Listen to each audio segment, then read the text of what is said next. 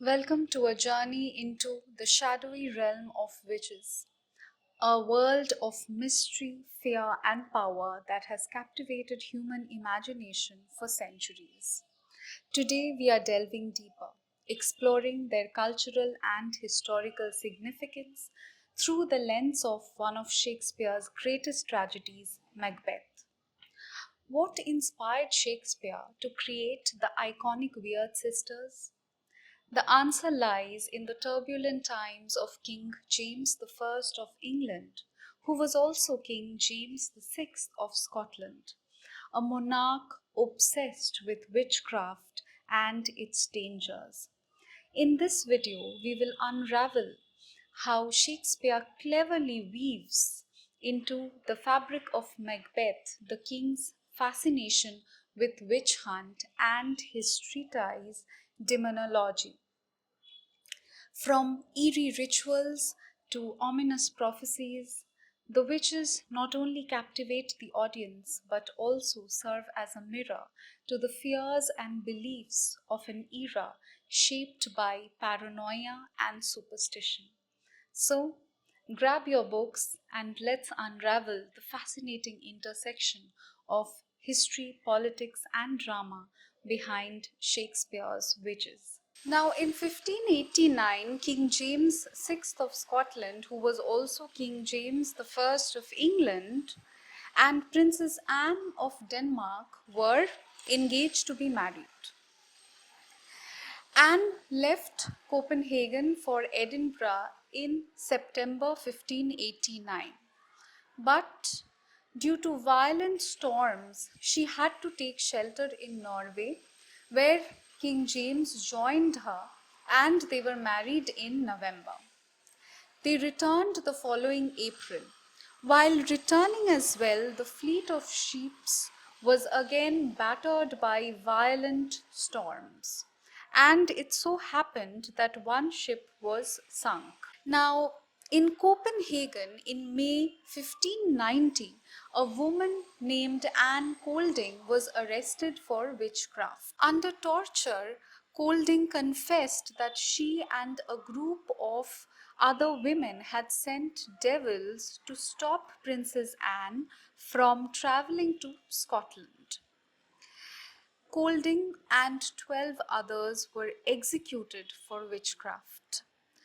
Now, in Scotland, James heard the news of Copenhagen witch trial, and this put the idea in his mind that dark magic was used against his bride.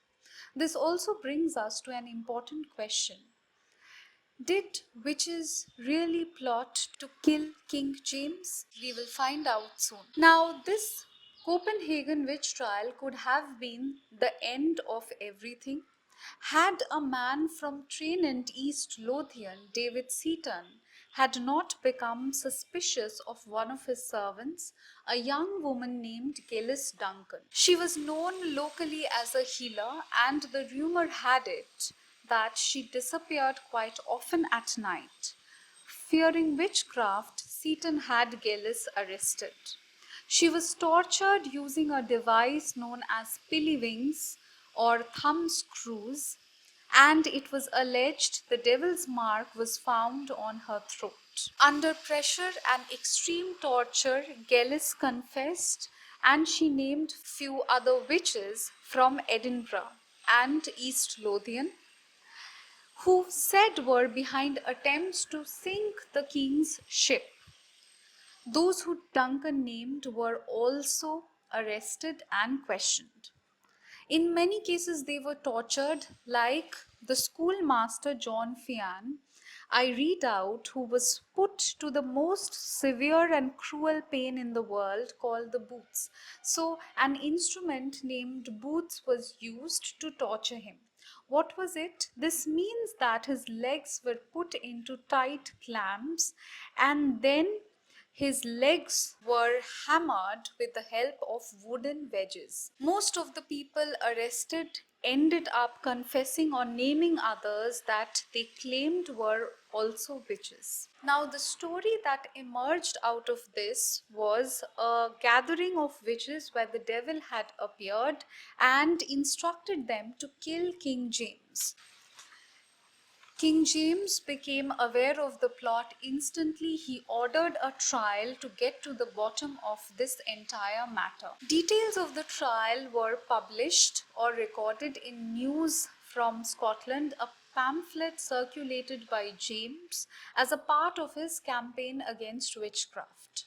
Now, this brings us to the infamous Berwick or North Berwick Witch Trial. Now, when the king heard about the matter, he ordered the main suspects to be brought to Edinburgh. He even issued a special permission to use torture. James spoke personally to one of the accused, named Agnes Sampson, and was said to be shocked to hear that Agnes could retail his personal conversations with his wife Anne. According to News from Scotland, it was Agnes Sampson's confession that had linked the accused to a plot to kill King James.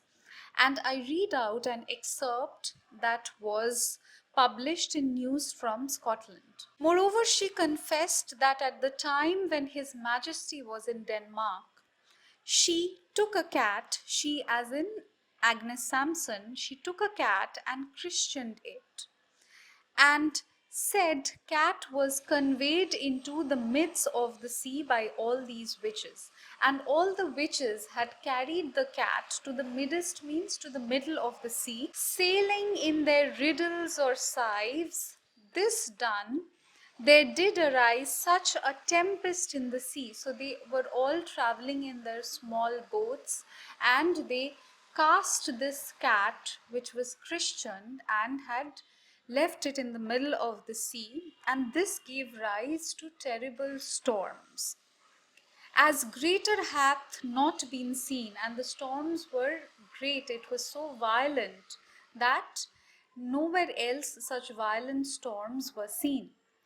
This said Christian cat was the cause that the King's Majesty's ship at his coming forth of Denmark had a contrary wind to the rest of his ships. And it was said that this is the reason why they had such a trouble returning from Denmark and why it had unfavorable wind. It is thought that around 70 people were questioned and tried for witchcraft in the connection of this particular case. James paid close attention to the proceedings of the trial, and he even intervened when one woman named Barbara Napier was declared innocent of all charges. He insisted that the verdict be changed and she should also be executed. Gillis Duncan, whose torture and ultimate confession was at the center of this entire case, was sentenced to death. Now, immediately before her death, Gillis claimed that her confession was untrue, and it was only made because she couldn't endure the terrible torture.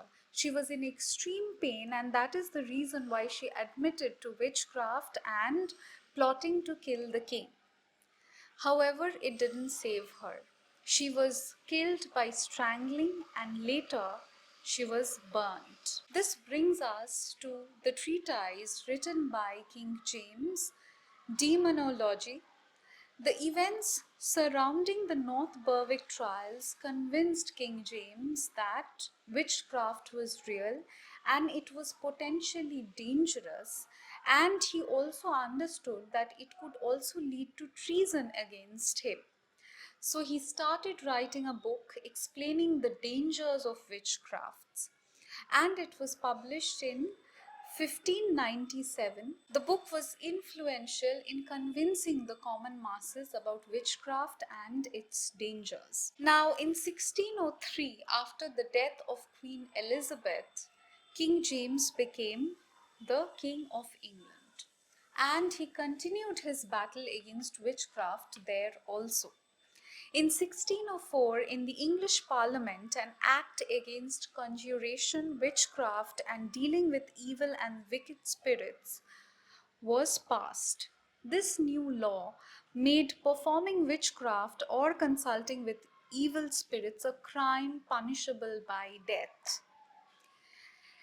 Later in his life, James came to accept the fact that the witches that were tried and those of who were accused of witchcraft had often been accused unfairly. The Berwick Witch Trials and King James' Daemonologie played a profound role in shaping Shakespeare's Macbeth.